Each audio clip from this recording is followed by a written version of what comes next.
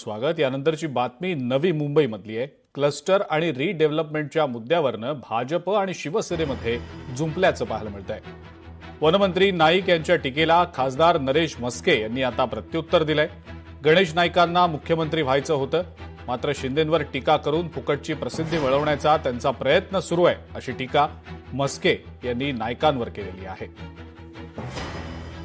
सागर नाईकांनी समारोप करताना जे म्हटलं की या बाबतीमध्ये अंतिम अहवाल इम्पॅक्ट असेसमेंटचा येत नाही तोपर्यंत जे रिडेव्हलपमेंट आहे ते चालू ठेवा, जी युनिफाईड डीसीआर.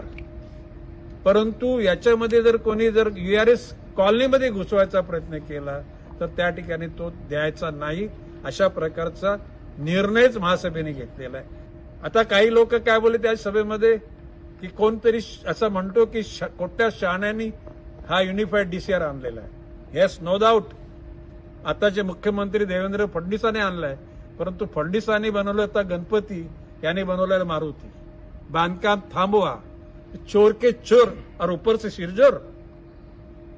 मी ओपन चॅलेंज दिलेलं आहे की गणेश नाईकच्या नावावर जर 1 इंच त्या ठिकाणी अतिक्रमण असेल तोडून टाका.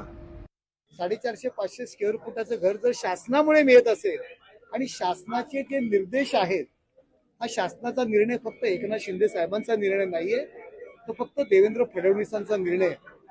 तुमच्या नवी मुंबईच्या नेत्यांचं पूर्वी स्वप्न होतं की मुख्यमंत्री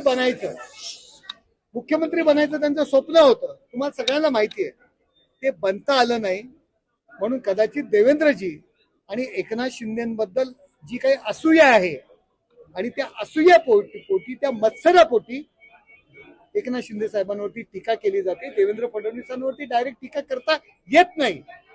म्हणून लोकशाही मराठी ऐका, पहा, जागरूक रहा.